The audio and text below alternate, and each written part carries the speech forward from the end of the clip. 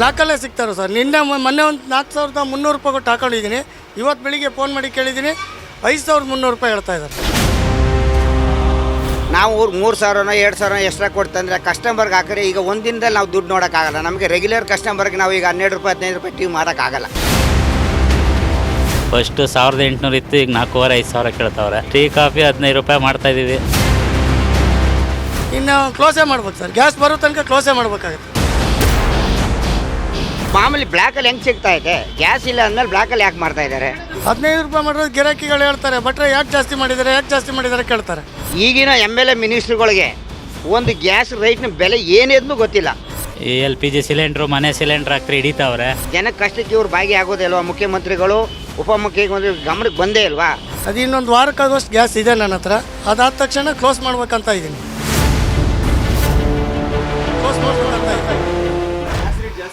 ಹೌದು ಹೌದು sir. Sir ಈಗ 1900 ರೂಪಾಯಿ ಬರ್ತಾಯಿತ್ತು ನಮಗೆ. ಇವಾಗ ಬಂದು 5300 ರೂಪಾಯಿ ಹೇಳ್ತಾರೆ ಇವತ್ತಿನ ರೇಟು. ಅದು ಇನ್ನೊಂದು ವಾರಕ್ಕಾಗೋಷ್ಟು ಗ್ಯಾಸ್ ಇದೆ ನನ್ನ ಹತ್ರ. ಅದಾದ ತಕ್ಷಣ ಕ್ಲೋಸ್ ಮಾಡ್ಬೇಕಂತ ಇದ್ದೀನಿ.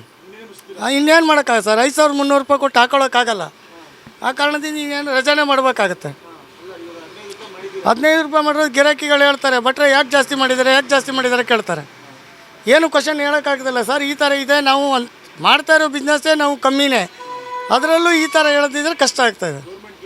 ಗೌರ್ಮೆಂಟಿಗೆ ಏನು ಹೇಳೋದು ಸರ್? ಈ ಗ್ಯಾಸ್ ಇದೆ ಅಂತಾರೆ, ಕೆಲವರು ಹೇಳ್ತಾರೆ ಬ್ಲ್ಯಾಕಲ್ಲಿ ತಂದು ಮಾರ್ತಾಯಿದ್ದಾರೆ, ಅವರು ಮಾರ್ತಾಯಿದ್ದಾರೆ ಅಂತ ಹೇಳ್ತಾಯಿದ್ದಾರೆ. ಏನು ಮಾಡಬೇಕಂತ ಗೊತ್ತಾಗ್ತಾಯಿಲ್ಲ. ಬ್ಲ್ಯಾಕಲ್ಲೇ ಸಿಗ್ತಾರೆ ಸರ್. ಮೊನ್ನೆ ಒಂದು 4300 ರೂಪಾಯಿ ಕೊಟ್ಟು ಹಾಕೊಂಡಿದ್ದೀನಿ. ಇವತ್ತು ಬೆಳಿಗ್ಗೆ ಫೋನ್ ಮಾಡಿ ಕೇಳಿದ್ದೀನಿ, 5300 ರೂಪಾಯಿ ಹೇಳ್ತಾ ಇದ್ದಾರೆ. ಏನು ವರ್ಕೌಟ್ ಆಗ್ತಾಯಿಲ್ಲ ಸರ್. ಒಟ್ಟು ಅಂಗಡಿ ಮುಚ್ಚಬಾರ್ದಂತ ನಡೆಸ್ತಾ ಇದ್ದೀವಿ. ಇನ್ನು ಮುಚ್ಚಿಬಿಡ್ಬೇಕು ಸರ್. ಏನು ಮಾಡೋ ಪರಿಸ್ಥಿತಿಯೇ ಇಲ್ಲ, ಮತ್ತೇನು ಮಾಡೋ ಆಪ್ಷನ್ನೇ ಇಲ್ಲ. ಅವರು ಸೆಂಟ್ರಲ್ ಗೌರ್ಮೆಂಟ್ ಅವ್ರು ಹೇಳ್ತಾ ಇದ್ದಾರೆ ಇದೇ ಗ್ಯಾಸ್ ಅಂತ ಇದ್ದಾರೆ. ಇಲ್ಲಿ ಇವರು ಕೊಡ್ತಾ ಇಲ್ಲ. ಏನು ಮನೆ ಗ್ಯಾಸ್ ನಾವು ಯೂಸ್ ಮಾಡ್ತಾಯಿಲ್ಲ ಸರ್. ನಾವು ಇಲ್ಲಿ ಅಂಗಡಿಯಲ್ಲೇ ಊಟ ಮಾಡ್ಕೊಂಡು ಹೋಗ್ತಾಯಿದ್ದೆ. ಇವಾಗ ಯಾವುದಕ್ಕೂ ಗ್ಯಾಸ್ ಇಲ್ದಿದ್ದಂಗೆ ಆಗಿದೆ. ಇನ್ನು 4 ದಿನ 5 ದಿನ ಇನ್ನೊಂದು ವಾರ ಬರುತ್ತೆ ಎಷ್ಟು ಅಂದರೆ ಅಷ್ಟೇ. ಇನ್ನು ಕ್ಲೋಸೇ ಮಾಡ್ಬೇಕು ಸರ್. ಗ್ಯಾಸ್ ಬರೋ ತನಕ ಕ್ಲೋಸೇ ಮಾಡಬೇಕಾಗುತ್ತೆ. ಮಾಡ್ತಾ ಇದ್ದಾರೆ. ತಗೊಂಡು ನಾವು 2000 3000 ಕೊಟ್ಟು ಬ್ಲ್ಯಾಕಲ್ಲಿ ತಗೊಂಡು ನಾವು ಕಾಫಿ ಟೀ ಮಾಡೋದು ಹೇಗೆ? ಅದರಿಂದ ನಮಗೇನಾಗುತ್ತೆ? ನಾವು ಹೆಂಡತಿ ಮಕ್ಕಳು ಸಾಕೋದು ಹೇಗೆ? ಬಾಡಿಗೆ ಕಟ್ಟೋದು ಹೇಗೆ? ಅಂಗಡಿ ಬಾಡಿಗೆ, ಮನೆ ಬಾಡಿಗೆ ಕಟ್ಟೋದು ಹೇಗೆ? ಬ್ಲ್ಯಾಕಲ್ಲಿ ಸಿಗೋದು ಮಾಮೂಲಿ ಬ್ಲ್ಯಾಕಲ್ಲಿ ಹೆಂಗೆ ಸಿಗ್ತಾ ಇದೆ? ಗ್ಯಾಸ್ ಇಲ್ಲ ಅಂದಮೇಲೆ ಬ್ಲ್ಯಾಕಲ್ಲಿ ಯಾಕೆ ಮಾಡ್ತಾ ಇದ್ದಾರೆ? ಬ್ಲ್ಯಾಕಲ್ಲಿ ಮಾಡ್ತಾ ಇದ್ದಾರಲ್ಲ, ಅದು ಗ್ಯಾಸ್ ಇಲ್ಲದೆ ಅಂದಮೇಲೆ ಬ್ಲ್ಯಾಕಲ್ಲಿ ಹೆಂಗೆ ಕೊಡ್ತಾ ಇದ್ದಾರೆ ಇವರು? ಅದನ್ನೇ ಇವರು ಮುಖ್ಯಮಂತ್ರಿಗಳು ಇದಕ್ಕೆ ಅವ್ರ ಗಮನ ತಗೊಂಡು ಬ್ಲ್ಯಾಕಲ್ಲಿ ಮಾಡ್ತಾ ಇರೋರನ್ನ ಎಲ್ಲವರೇ ಏನು ಮಾಡ್ತಾ ಇವ್ರು ಎಲ್ಲಿಂದ ಬಂತು? ಇವ್ರು ಬ್ಲ್ಯಾಕಲ್ಲಿ ಯಾಕೆ ಮಾಡ್ತಾ ಇದ್ದಾರೆ? ಆದ್ದರಿಂದ ಏನು ಉಪಯೋಗ? ಇವ್ರಿಗೆ ದುಡ್ಡು ಮಾಡೋದೇ ಮುಖ್ಯ ಆಗೋಗಿದೆಯಾ?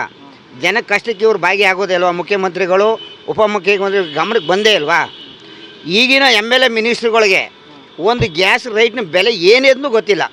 ಒಂದು ಡೀಸೆಲ್ ಬೆಲೆ ಗೊತ್ತಿಲ್ಲ, ಅಕ್ಕಿ ಎಷ್ಟು, ಬೇಳೆ ಎಷ್ಟು ಏನೂ ಗೊತ್ತಿಲ್ಲ. ಯಾರೋ ತಂದು ಕೊಡ್ತಾರೆ, ಜೀವನ ಮಾಡ್ತಾರೆ ಇವರು.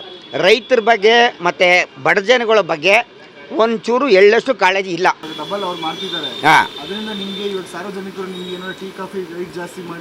ರೈಟ್ ಜಾಸ್ತಿ. ಈಗ ನಾವು ಸಿಲಿಂಡ್ರಿಗೆ ಜಾಸ್ತಿ ಬ್ಲ್ಯಾಕ್ ಕೊಟ್ಟು ನಾವು ಗ್ಯಾಸ್ ತಂದರೆ ನಾವು 3000 2000 ಎಕ್ಸ್ಟ್ರಾ ಕೊಡ್ತಂದರೆ ಕಸ್ಟಮರ್ಗೆ ಹಾಕಿದ್ರೆ ಈಗ ಒಂದು ದಿನದಲ್ಲಿ ನಾವು ದುಡ್ಡು ನೋಡೋಕ್ಕಾಗಲ್ಲ. ನಮಗೆ ರೆಗ್ಯುಲರ್ ಕಸ್ಟಮರ್ಗೆ ನಾವು ಈಗ 12 ರೂಪಾಯಿ 15 ರೂಪಾಯಿ ಟಿ ಮಾಡೋಕ್ಕಾಗಲ್ಲ. ಏನೋ ಈಗ ಕಷ್ಟ ಇವಾಗ ಗ್ಯಾಸ್ ಇರ್ಬೋದು, ಒಂದು ವಾರದ ಮಟ್ಟಿಗೆ ಆಗ ಇರುತ್ತೆ. ಮತ್ತು ರೆಗ್ಯುಲರ್ ಬಂದಾಗ ನಾವು ಕಸ್ಟಮರ್ ಕಳ್ಕೊಕ್ಕೆ ಇಷ್ಟಪಡೋದಿಲ್ಲ. ಕೆಲವ್ರು ಮಾಡ್ತಾರೆ, ಮಾಡಬಾರ್ದು. ಅದನ್ನು ಕಷ್ಟ ಒಂದೇ ಥರ ಇಲ್ಲ ಜೀವನಿಗೆ. ಕಷ್ಟನೂ ಬರುತ್ತೆ, ಸುಖನೂ ಬರುತ್ತೆ. ಎರಡನ್ನೂ ಸಮಾನವಾಗಿ ತೂಗಿಸ್ಕೊಂಡು ಹೋಗಬೇಕು. 15 ರೂಪಾಯಿ ಕೊಡೋ ದುಡ್ಡಲ್ಲಿ ನಾವು ಕಸ್ಟಮರ್ದು ನಾವೇನು ತಗೋಕ್ಕಾಗಲ್ಲ. ಒಂದು ವಾರದಲ್ಲಿ ಕಮ್ಮಿ ಆಗ್ಬೋದು. ಆವಾಗ ಕಮ್ಮಿ ಆದಾಗ ನಾವು ಕಸ್ಟಮರ್ಗೆ, ಆವಾಗ ನಾವು ರೆಗ್ಯುಲರ್ ಕಸ್ಟಮರ್ಗೆ ನೋಡೋಣ, ನಾವು ಒಂದು ವಾರಕ್ಕೆ ನಾವು ಇಷ್ಟು ದುಡ್ಡು ತಗೊಂಡೆ ಅಂತ ಅವ್ರ ಮನಸ್ಸಿಗೆ ಬೇಜಾರಾಯ್ತದೆ. ಹಂಗೆ ಮಾಡಬಾರ್ದು, ತಪ್ಪು. ಗ್ಯಾಸ್ ಬರೋವರೆಗೂ ನಮಗೆ ಒಂದು ಸ್ವಲ್ಪ ಲಾಸ್ ಆದರೂ ಪರವಾಗಿಲ್ಲ. ಕಸ್ಟಮರ್ನ ನಾವು ಉಳಿಸ್ಕೊಂಡು ನಾವೇನು ರೇಟಿಗೆ ಮಾಡ್ತಾಯಿದ್ವಿ ಅದರಿಂದ ತೂಗಿಸ್ಕೊಂಡು ಹೋಗ್ಬೇಕು. ಹೋಟ್ಲುಗಳು, ಬೇಕ್ರಿಗಳು, ಕಾಂಡಿಮೆಂಟ್ಸ್ಗಳು ಎಲ್ಲ ಕ್ಲೋಸ್ ಆಗಿದೆ.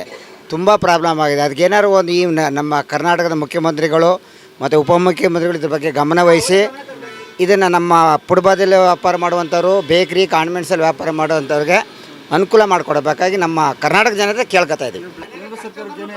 ಕೇಂದ್ರ ಸರ್ಕಾರದವ್ರಿಗೆ ಅಲ್ಲಿ ನರೇಂದ್ರ ಮೋದಿ ಅವರು ಹೊರಗಡೆಯಿಂದ ಯಾವ ದೇಶಕ್ಕೆ ಕಳಿಸ್ತೇ ಹೋದ್ರೂ ನಮ್ಮ ಇಂಡಿಯಾಕ್ಕೆ ಗ್ಯಾಸು ಮತ್ತು ಪೆಟ್ರೋಲು ಡೀಸೆಲ್ ತರಿಸಿದ್ದಾರೆ. ತುಂಬ ಧನ್ಯವಾದಗಳು.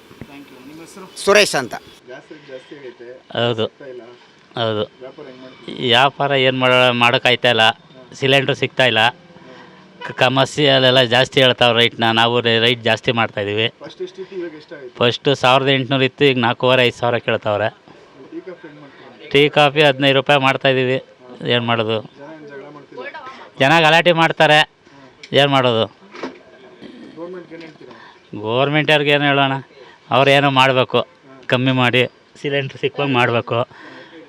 ಈ LPG ಸಿಲಿಂಡ್ರು ಮನೆ ಸಿಲಿಂಡ್ರ್ ಹಾಕ್ತಾರೆ ಹಿಡಿತಾವ್ರೆ, ಯಾವುದು ಹಾಕೋಂಗಿಲ್ಲ. ಕಮರ್ಷಿಯಲ್ಲು ಇದು ಮಾಡಬೇಕು, ಹಂಗಾಗ್ಬಿಟ್ಟೈತೆ. ಏನು ಮಾಡೋಕ್ಕಾಯ್ತಾಯಿಲ್ಲ, ಬಿಗ್ನೆಸ್ಸೇ ಮಾಡೋಕ್ಕಾಯ್ತಾಯಿಲ್ಲ. ಬಾಡಿಗೆಗಳೆಲ್ಲ ಕೈಯಿಂದ ಕಟ್ಟಬೇಕು. ಗ್ಯಾಸ್ ಇಲ್ಲ, ಖಾಲಿ ಆಗೈತೆ. ಕ್ಲೋಸ್ ಮಾಡಬೇಕು, ಏನು ಮಾಡ್ತೀರಾ? ಅಂಗಡಿನೇ ಕ್ಲೋಸ್ ಮಾಡ್ತೀವಿ, ಏನು ಮಾಡ್ತೀರಾ? ಇನ್ನೇ ಮಾಡೋಣ. ಈಗ ಸಿಲಿಂಡ್ರೇ ಸಿಗ್ತಾಯಿಲ್ಲ, ಇದು ಕಮರ್ಷಿಯಲ್ ಕೊಡ್ತಾನೆ ಇಲ್ವಲ್ಲ.